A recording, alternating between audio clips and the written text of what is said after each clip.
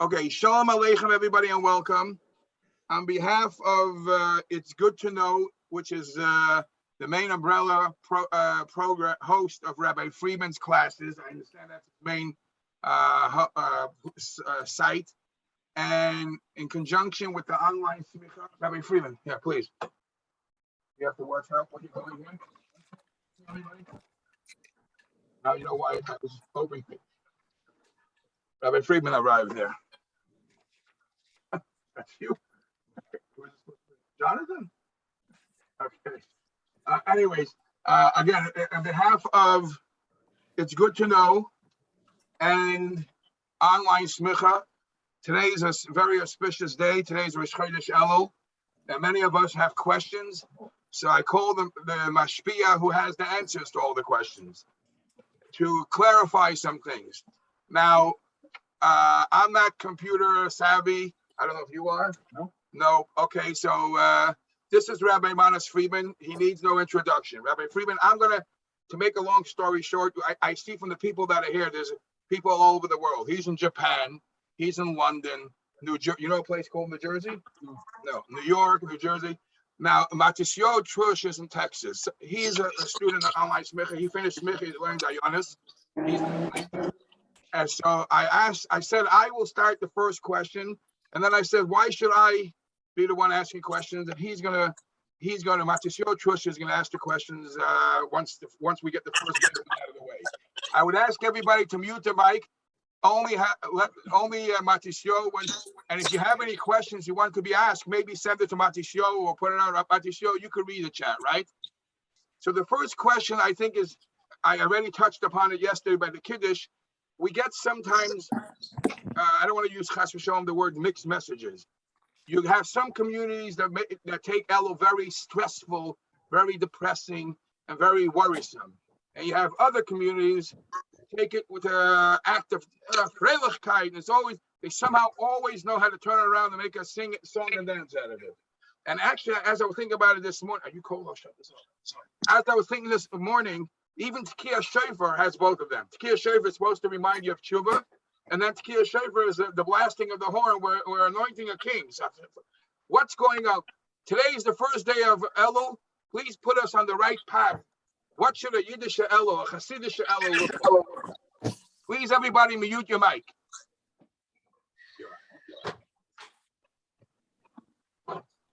Give a shit all about it. The Torah doesn't ask us to make up and invent or create anything.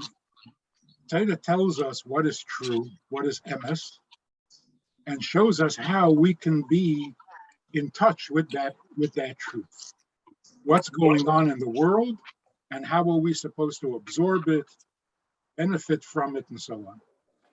Like, for example, Rosh Hashanah is an anniversary of the creation of the world. That's the fact. Now, the Torah tells us how we're supposed to tap into that, what we're supposed to get from it, how we're supposed to get from it, the benefits, and so on.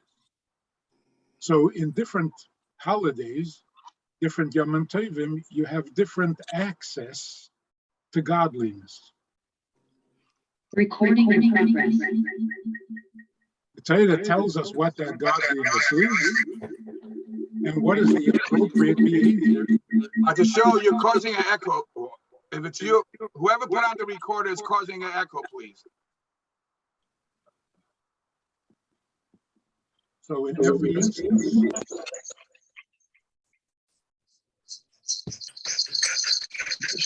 I think it's you. He's gonna love me for that. In every instance, the Torah tells us how to understand the reality, how to live with it, how to benefit from it. So we're told that in the month of Elul, godliness is more available. It's easier to make contact with God himself. And so we have to start preparing with that awareness. We have to start preparing for Rosh Hashanah. Now, it was always the case for most of our history that fear was the reality. Life was fearful. Eastern Europe, life was one long, terrible, fearful reality. When that's the reality, then the Torah tells us how to respond to it, how to handle it.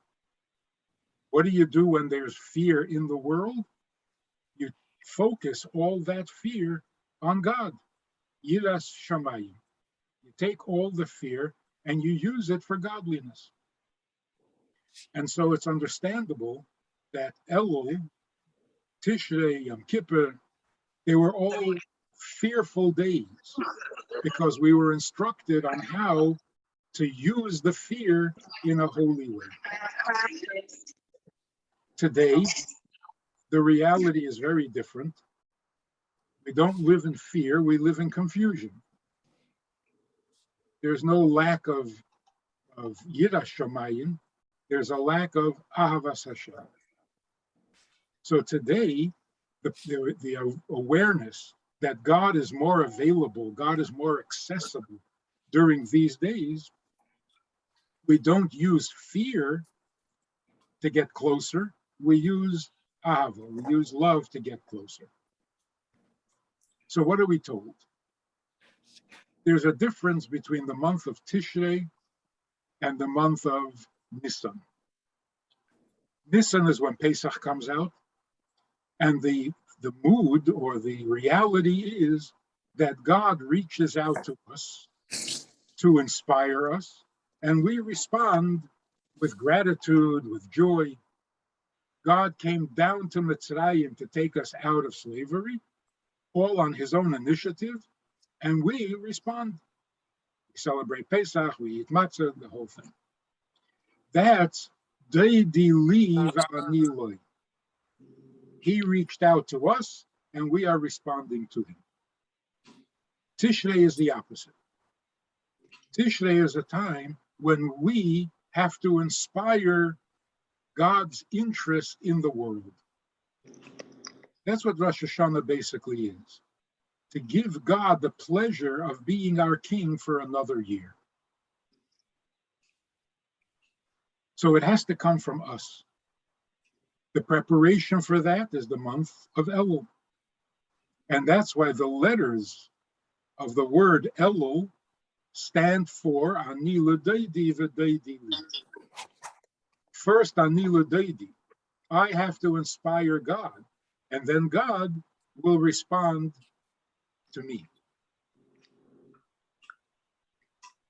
That's the difference between Rosh Hashanah and Pesach. And the preparation for Rosh Hashanah, the preparation for Pesach. The Alter Rebbe says that if you want to understand what makes God more accessible, more available in the month of Elul, he uses the analogy of a king who leaves the palace in ordinary clothes, of course, because you don't wear the crown outside the palace. And he comes out into the field, into the Sadeh, where people are working. And he greets them and he smiles to them to encourage them to come to the palace for the coronation. So the Rebbe asks, according to this analogy, God comes out like a king coming out to the fields. He is inspiring us. How is it Ani L'Deidi first if he's coming out to inspire us? So his presence, his welcoming smile, his invitation, that's all God inspiring us. Where is the Ani L'Deidi? So the Rebbe explains, and this is really something we need to seriously incorporate into our thinking, into our feelings. When the king comes out to the fields, he's not coming out to inspire the people. Because if they're not already inspired, his presence will not change anything.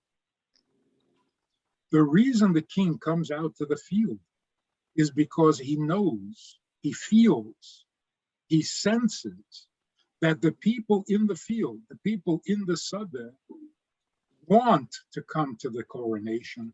They want to come to the palace. They want to get closer to him, but they're afraid. Or they're convinced that they're not adequate and that they don't belong in a palace. They're not dressed for the occasion. They don't understand how a palace works. They feel that they don't deserve, as much as they wish they could go, they don't deserve to be in a palace. They don't deserve to be that close to the king. And so they continue working in the fields, discouraged from any attempt at getting closer. Now that desire could be very hidden. Even the person himself is so convinced that it's out of the question and that there's nothing to think about, that he banishes the thought from his conscious mind. And he himself doesn't even remember or know how much he wants to be in the palace. It becomes unconscious. But since God is available, it isn't possible that every Jew who in his heart of hearts wants to be closer, it's not possible that when the king comes out into the field, that doesn't stir at least a memory of the desire to be closer and to go to the palace and to be at the coronation. So what's happening is the people's, the Jewish neshama wanting to be closer inspires God. Just that desire, and even the humility that a person feels, who am I to be by the coronation? Who am I to be welcome or accepted in the palace? That stirs the Eibishter's love, and that causes him to come out like a king in the field, where everyone can approach him and everyone feels safe. And that is his invitation, telling the people, you really want to come to the palace, you are absolutely welcome. Not only that, if you don't come, you will be missed.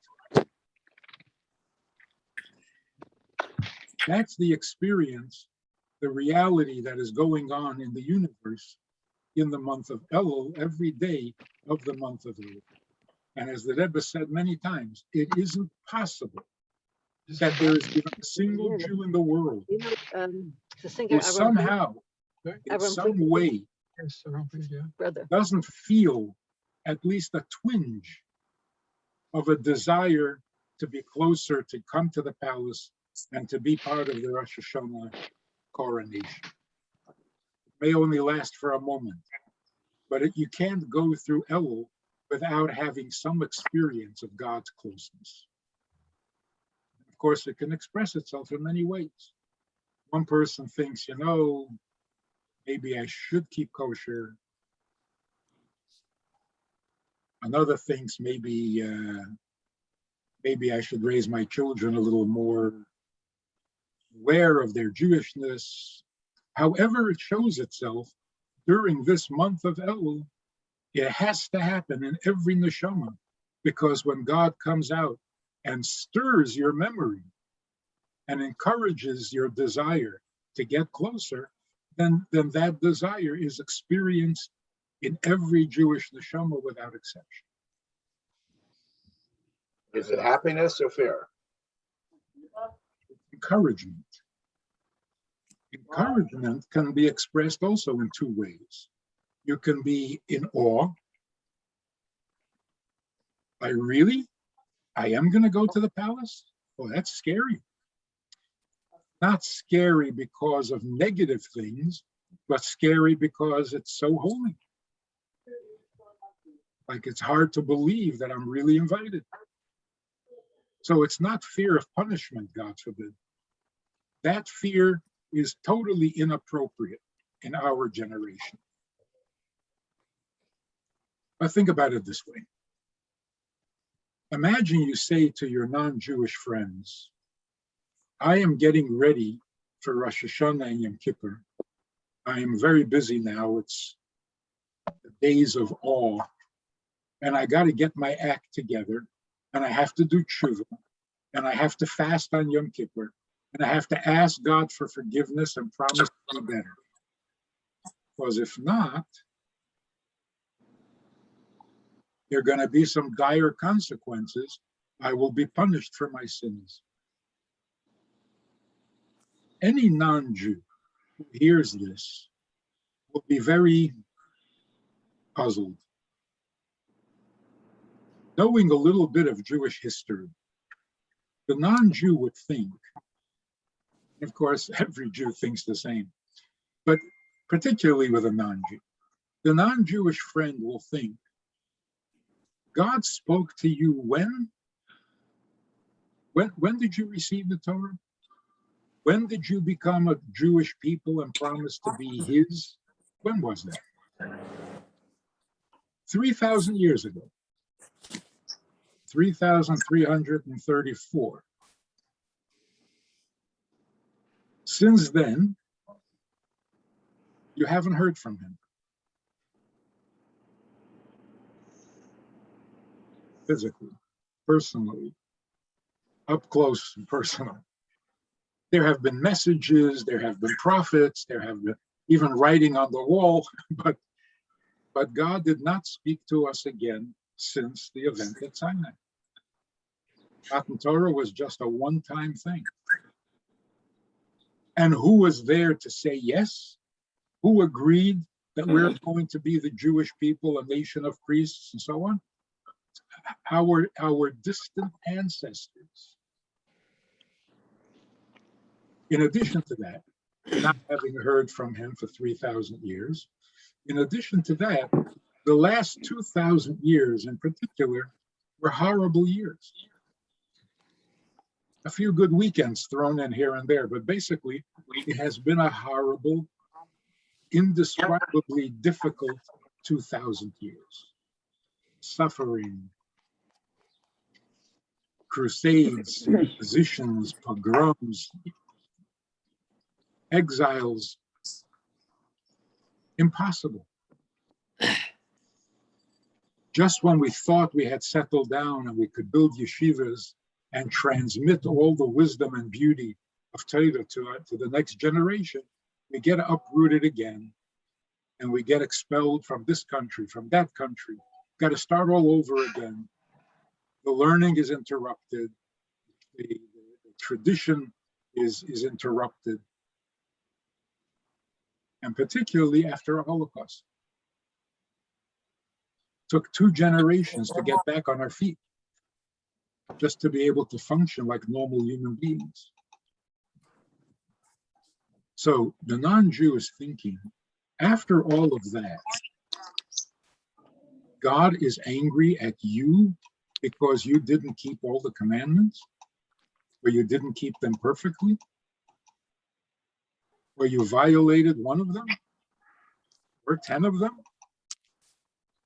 Not only is he angry at you and blames you, he's going to punish you for it. This is unthinkable. To say such a thing would be a chilul Hashem. Literally, you're giving God a terrible reputation. He puts you through all of that, and then he blames you and punishes you for your failings. It's not possible. It's unthinkable. So when we daven on Yom Kippur, we're not trying to convince God to be nice to us.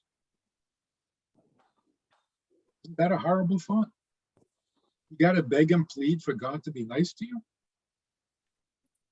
It's not. It can't be true.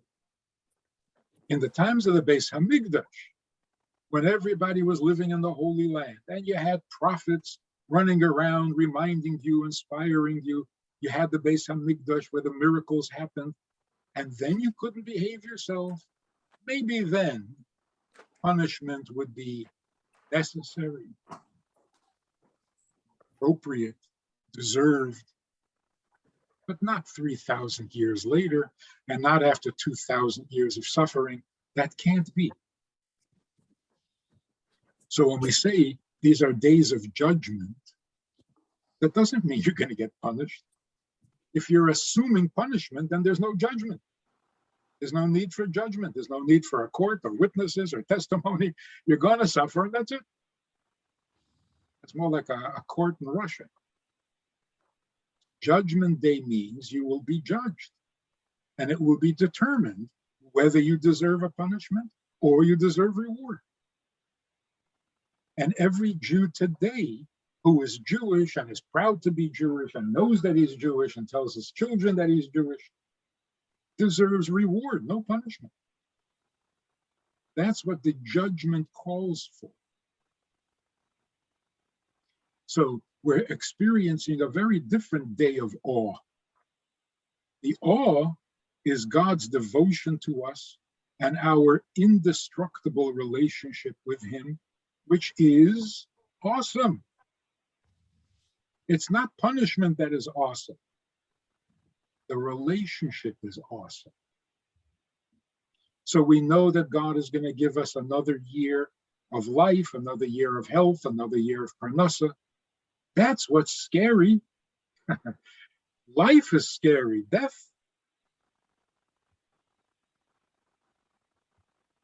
is meaningless. Life is awesome. So we know that God is going to give us another year of life. So on Yom Kippur, we get very serious and we say, inscribe us in the book of life, because last year when you gave me life, I wasted it. We need wisdom to know how to live life properly.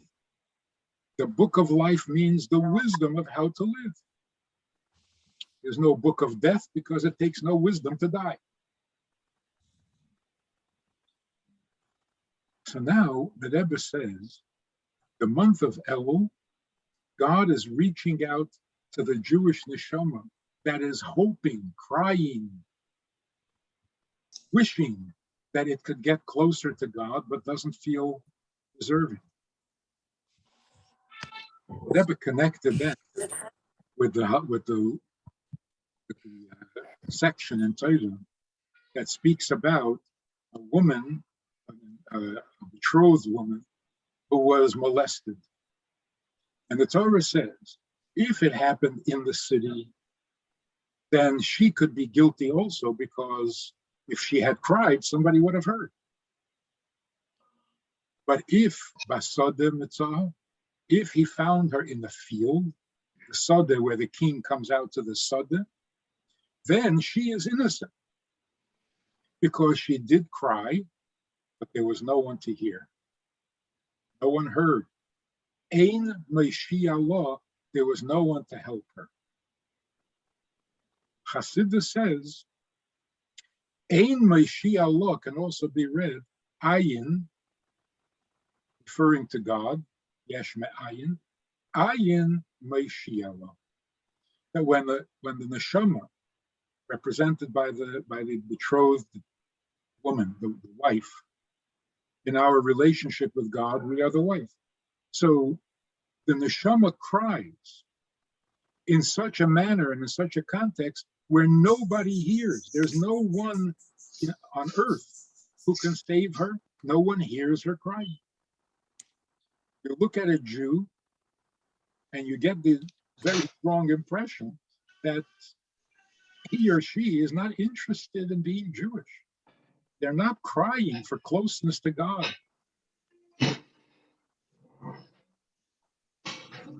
You're certain that their desire for closeness does not include God at all. So you don't hear the neshama cry.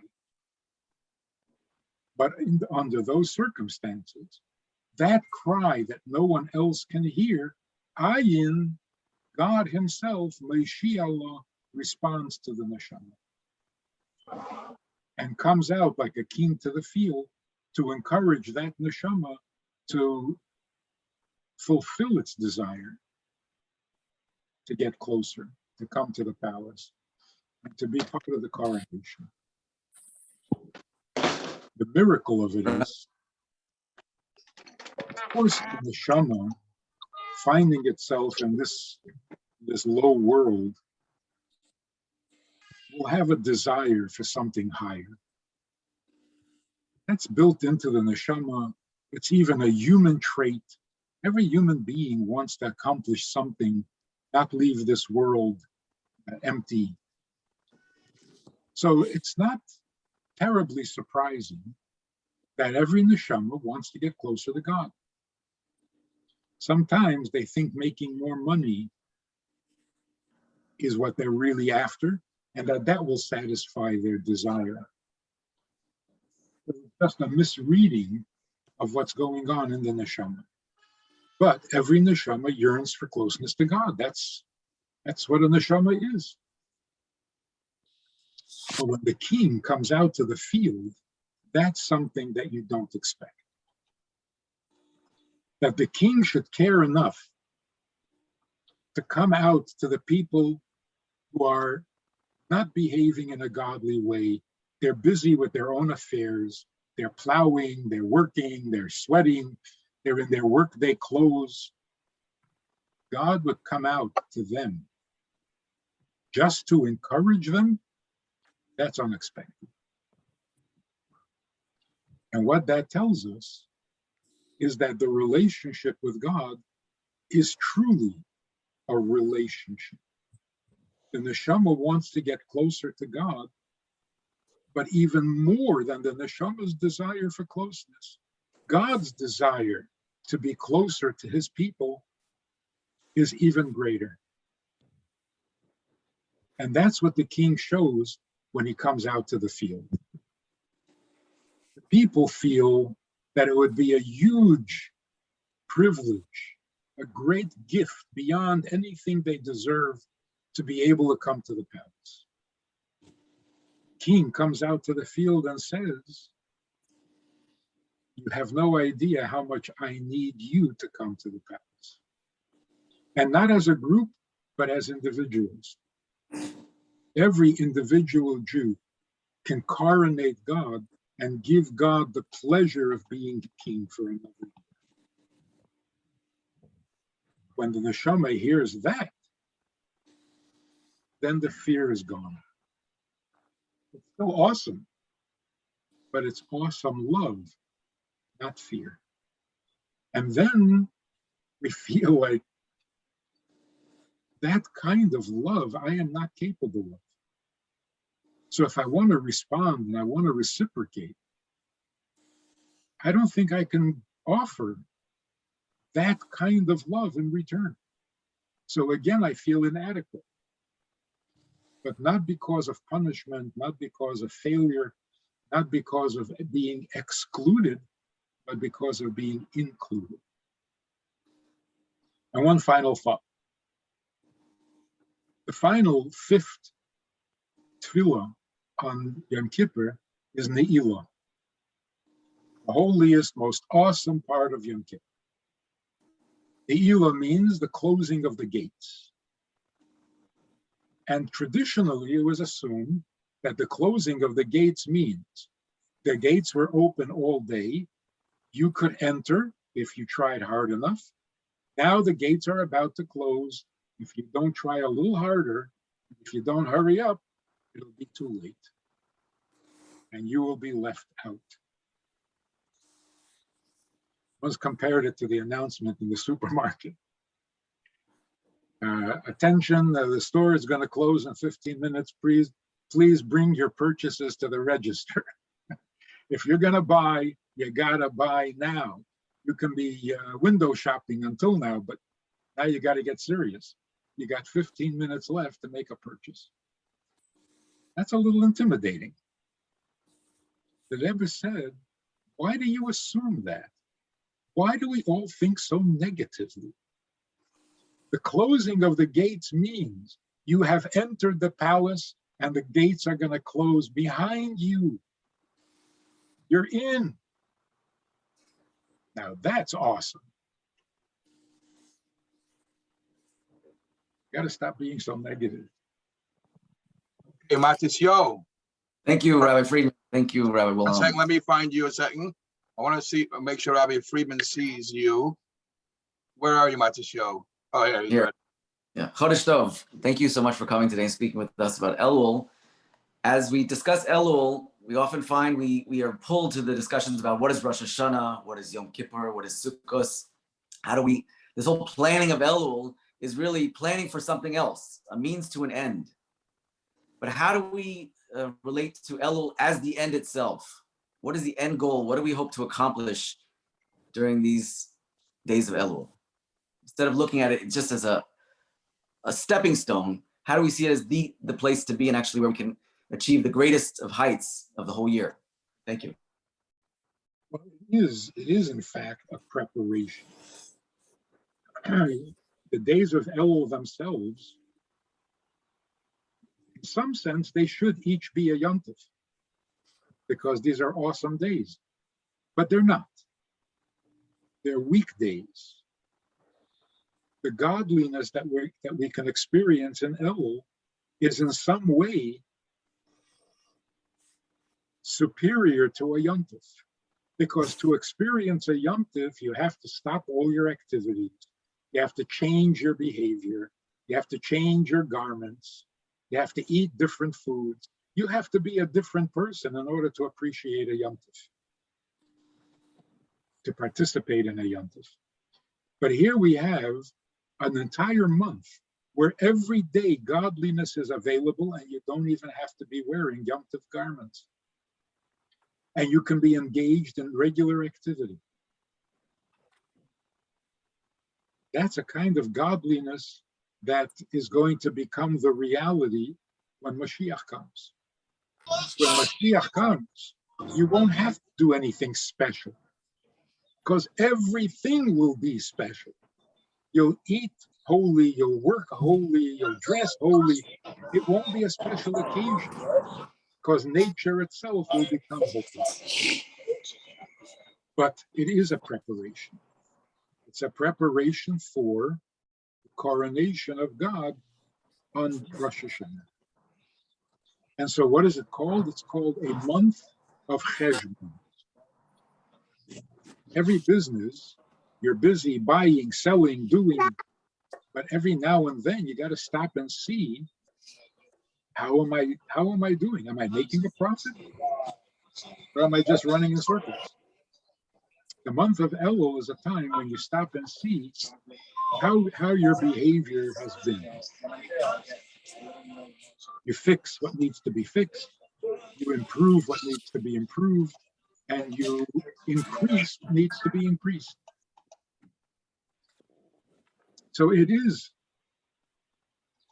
secondary, I guess, to Tishrei itself.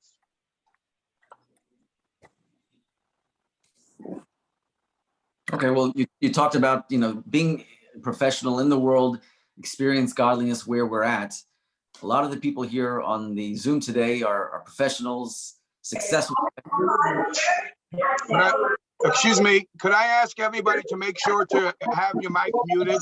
Could everybody mute your mic? How do I mute all? Anybody? Sorry about this. I'm not, okay. Matisyo, continue, please.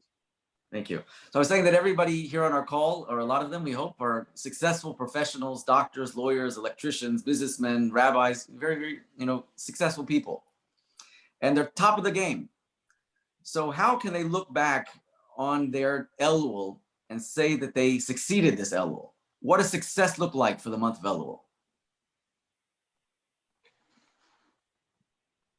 Take a look at the year past, and you're inspired, motivated to increase your mitzvah performance, your refinement, your good character, your kindness, your sensitivity to others. If that's what happens, then your Elul has been successful. Somebody sent in a question.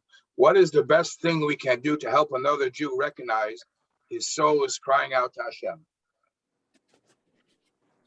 In general, not only in Elul, whenever you speak to a Jew, you have to be conscious of the fact that their soul is crying for closeness.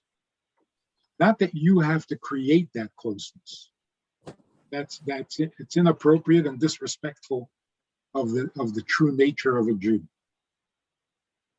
You have to assume that desire. You're only there to facilitate it, not to create it. When you speak to a Jew with that awareness, with that respect, then everything you say becomes much more effective. But if you think you're going to make the person into a Jew, you're just annoying and you turn people off. So all year, but particularly in Elul, when you know that the neshama is already crying, you're just there to offer a little direction. Just point the direction and the person will go. So it's not a matter of changing your whole life. That's where people get tripped up. Yes, I'm going to become better. I'm going to become a great Jew.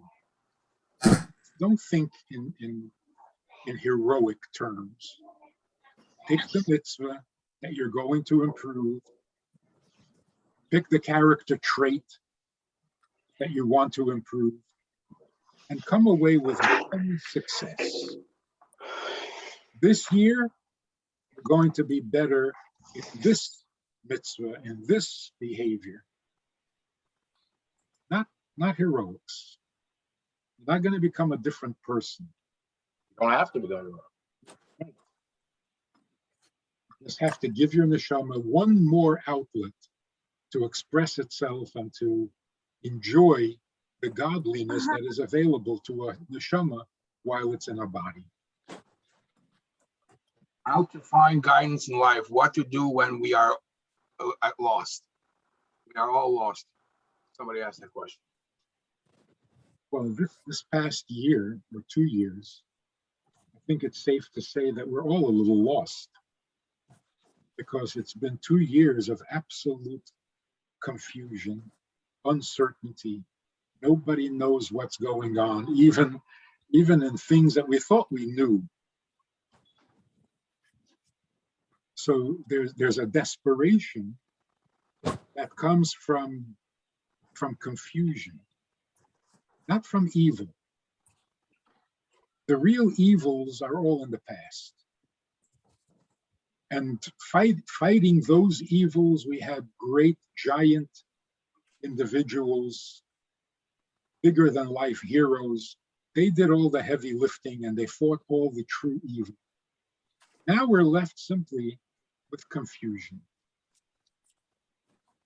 We don't know our physical health condition. We don't know what's true, what's not true, who to believe, not to believe. It's a terrible, terrible state of confusion. So we all feel a little lost. Who to trust, who to believe, what to believe. And this is where the Torah comes in as the exclusive answer to the question. The only truth we still have that is not confused and not confusing are the mitzvahs. There is no question that keeping kosher is a good thing to do. No question at all. And in today's world, anything that is not doubtful is welcome relief. That a Jew is Jewish, there's no doubt about that at all. You see, we have doubt whether a male is a male and a female is a female. Even that's confusing. But nobody doubts that a Jew is a Jew. And the proof of it is, look at all the anti-Semitism. Nobody has doubts about a Jew, right? So to know that we are Jewish, that is an anchor in the storm. To know what a Jew is supposed to do, no question. No question. We know. And the more we focus on what we do know, the less hurt we're going to be by the confusion. Thank you, Think Rabbi. about it this way. Think about it this way. What does truth mean? What is truth? If I were to say, Jews don't eat pork, that true? Yes, 100% true. Oh, but I know a few Jews who do eat pork. Doesn't matter. It's still true. Jews don't eat pork. That's the truth. There are some Jews who eat pork. Yes, that's a fact. It's a fact. It's not the truth. The truth is Jews don't eat pork. Like, is it true that people are basically decent and moral? Yes, it's true. Well, then where is all the evil coming from? It's a fact that people are evil. But the truth is that people are good. What is the difference? Facts change all the time. A fact is real, but it's only real for as long as it lasts. Truth means that which is the way it must be, not that it happens to be. It happens to be that some Jews eat pork, but the truth is that Jews don't eat pork. It happens to be that people are corrupted and people are jealous. You know this guy? But the truth is, people are the highest of all creations in God's world, the most noble creature. The question is, how do we change the facts so that they match the truth? But you don't create the truth. You just adjust the facts to be in harmony with the truth. So when you inspire a Jew to keep kosher, you're not creating anything new. A Jew does keep kosher. That's the truth. The facts got a little fablunget, the facts got a little twisted. So you straighten it out. Now, is it true that Jews don't work on Shabbos? Yes, it's true. Jews don't work on Shabbos. How many Jews do you know who mow their lawn on? Well, no, we don't mow their lawns. But how many people do you know who don't keep Shabbos? It doesn't matter. The facts don't change the truth. That has been our secret of survival. No matter what the facts were, and we knew the facts, we were not living in denial, even in the worst times under communism, the fact was that you could not teach your children Judaism under Stalin. You couldn't. That was a fact. And that fact was real. And many people lost their lives to that fact. But facts are only facts, and we believe in the truth. Even while those facts were powerful and intimidating, we kept our faith in what is true. And that is the right way to go, because Stalin is dead, communism is over, and Judaism is thriving in the former Soviet Union. The truth will always win. So we're not intimidated by the facts, even though we have to take them seriously. But our belief, our commitment, our dedication is only to the truth. So when you talk to a Jew, you're talking to somebody who keeps Shabbos. Just not yet. You're talking to somebody who keeps kosher. They just don't realize it. And the same is true with ourselves. We shouldn't be too harsh with ourselves either. It's not that you're going to become a Shomer Shabbos. You are Shomer Shabbos. The facts just don't match. It's like a guy who really loves his wife, but he just doesn't know how to communicate. So Elul is a time when we try to align the fact of our behavior with the truth of who we are. It's not an impossible task, and it's not a distasteful task. You don't have to focus on how bad you are in order to become better. In fact, that's not even going to work. You have to focus on who you really are and then put that into action. Joe, you're on. Question. Well, I'll take the other side. Before we said that. So did you see some people were asking questions in the chat when it came up? You're incorporating those questions? Yeah, we're going to incorporate the questions too. Yes, for sure. Questions. I guess this is my own question first. We see that Elul has, was a bridge to Tishrei. So there must be a little bit of Rosh Hashanah, must be a little bit of Yom Kippur, there must be a little of Sukkot there. Can you tell us, how do we be b'simcha, practically speaking? What do we need to do? Since I think that's probably the greatest mile of Elul, and ultimately Tishrei is being b'simcha. Can you give us some practical tips for simcha? There was a young man, a student, who would come to the Rebbe very often. He was a very simple, honest, no-nonsense kind of a guy. And he came for dollars to the Rebbe, and he was looking dejected. And the Rebbe said to him, "You have to be b'simcha." He said, "Yes, but this week has been very bad. I have misbehaved, and I don't have any reason to be b'simcha." So the Rebbe said, "A person always," he said, "I didn't put on tefillin." He was not an observant Jew, but he did start to put on tefillin. He said, "But this week I forgot, I didn't put on tefillin." So the Rebbe says, "Then you should be b'simcha for the other mitzvahs that you did." He says, "Rebbe, I didn't do any mitzvahs. I've been very bad." So the Rebbe said, "Then you have to be even more b'simcha." And he said, "About what?" The Rebbe said, "About the fact that even such a bad boy as you, God still wants you to do his mitzvahs." God, I thought Rabbi Friedman was going to say, if you want to be b'simcha, you got to listen to Benny Friedman's tapes. that certainly helps. Benny Friedman is his son. For all those don't know. That will certainly help.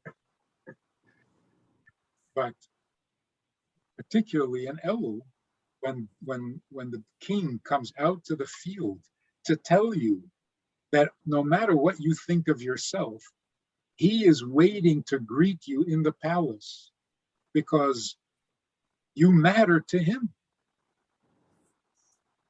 How much simcha does that produce? That's an inner simcha. That's not. Some of the questions that came up.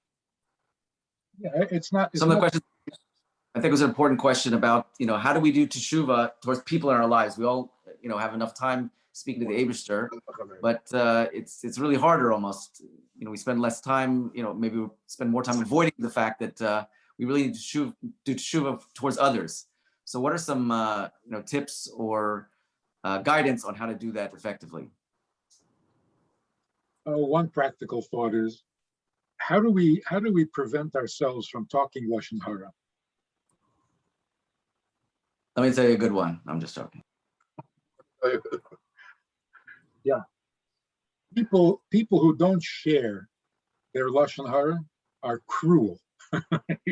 You have juicy Lashon Hara and you won't share it? How is that nice? The question is, what do you do to not speak Lashon Hara? So different people have different suggestions. The Rebbe says, what Lashon Hara? If you think about what a Jew really is, and you recognize how precious the Jew is to God, you have no lashon hara. That's the right response. Like somebody said, stop fighting anti-Semitism and create some pro-Semitism. Make it hard to be critical of a Jew by knowing what a Jew means to God. The same is true in Elul. When you do tshuva, it doesn't have to be because of how bad you are, but because of how good you can be. So when you apologize to another Jew, it's not because what you did was horrible and you can't face him and you should run away and hide somewhere. No, you're apologizing because you appreciate that the person you hurt really deserves much, much better. Then you do it with respect, you do it with enthusiasm. It's not, oh, please, I was so bad. No, I regret what I did because you deserve much better. I didn't treat you the way you deserve to be treated. That's real regret. Ashamed of what I did, that's not real tshuva. Okay, one final thought I think I have to run. Tshuva itself. In today's world, we should not become balei tshuva, because that creates a category of people distinct from everybody else. It's like Orthodox. Are you Orthodox? Oh, then you belong to that group. You're a Baal Tshuva. Oh, then within the Orthodox group, you have your own subspecialty. You're that group. It's not right. A Jew doesn't become a Baal Tshuva.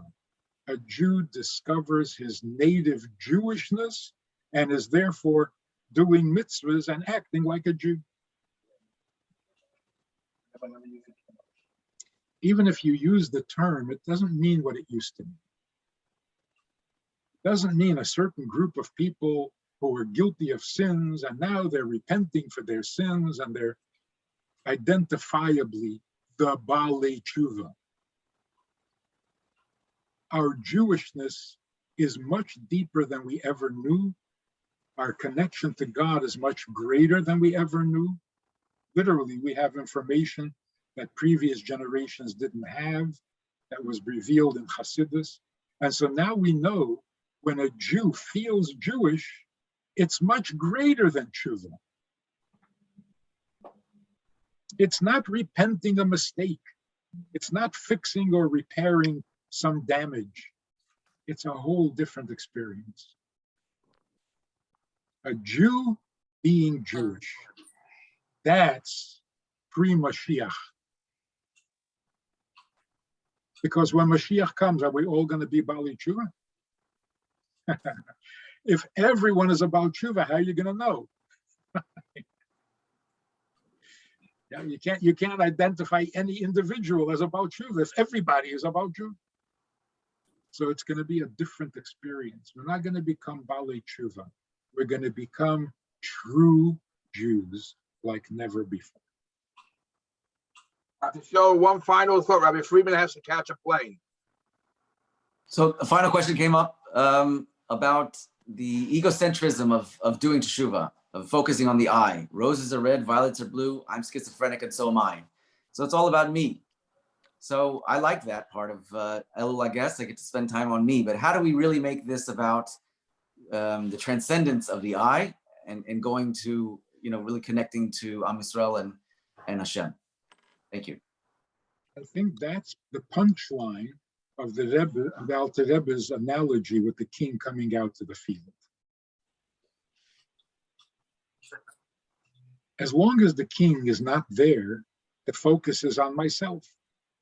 I'm out there in the field, muddy boots, sweaty, thinking about how inappropriate it would be for me to be in a palace, for me to be among the coronators of the king. Who am I? What am I? Look at me. I'm so low. I'm so miserable. The king comes out to the field all of a sudden. You are not the subject anymore at all. Yes, he's coming out to invite you to the palace. But he is inviting you to the palace. You can't still be stuck on yourself. I got to share with you a personal experience. You may know, the previous Rebbe authorized the writing of a new Sefer Torah back in the 40s, with which to greet Mashiach. Unfortunately, the Rebbe passed away before the Torah was completed. Previous Rebbe. 20 years later, the Rebbe announced that now we're going to finish the writing of that Sefer Torah, which the previous Rebbe began, with which to greet Mashiach. You can imagine that event was indescribable. People flew in from all over the world. It was a Friday. And I was standing, I was a bacher, yeshiva bacher. I was standing there, and the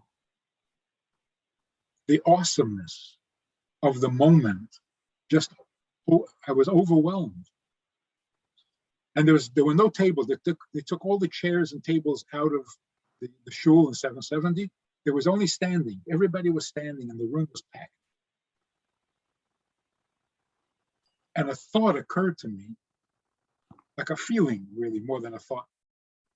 What am I doing at this holy moment? I'm not fit to be here.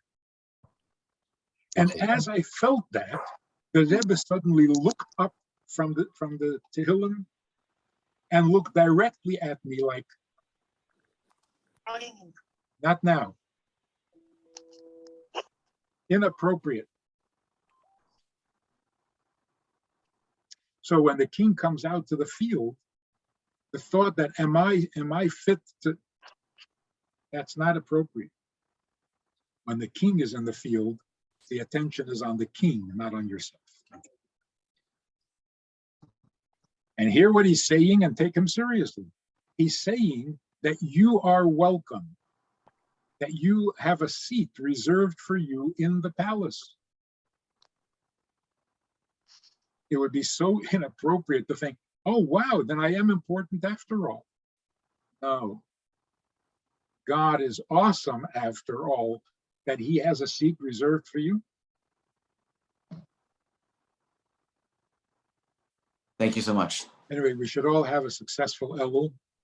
Beautiful. We should be focused on inspiring others to the point where it inspires ourselves as well. Then we should have a successful Rosh Hashanah.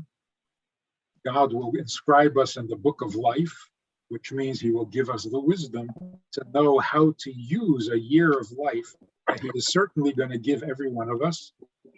A good, healthy year, a sweet year, with the wisdom to know how to use and how to take advantage of a year of life, which is awesome. Rabbi Friedman, I feel honored that he managed to sneak us in. The Kneinhardt is 65 people here and all over the world, and we all Matisyo, we're all inspired, and now you know what to do. You know what, like the radio host says, now you know the rest of the story, right? Now you know what to do. And We continue. Now you know how not to go. Okay. Everybody have a ksima toiva, a good gebench. Again, thank you, Rabbi Friedman, for giving us the time. And Mirz Hashem, tomorrow we're back to regular schedule, regular programming of learning. There's not right. Learning is the best thing, and actually it says in Shulchan Aruch that in Elul, you back up a little on the learning. You say extra Tillim, and our custom is to start adding three chapters of Tillim every day. Some Hasidic cries, and I wouldn't be surprised if it's from Rabbi Friedman's family, that they finished the whole Tehillim twice. from now, because there are 150 chapters of Tehillim, twice 150, even in the Torah we know is 300. 300 is kaper, an atonement. So people try to say a lot of Tehillim. Okay? I'm gonna say favor to Leah Lipsker. She's still on? I see Leah Lipsker right now. Yeah. Okay. Didn't expect to meet you here. And to Eliana.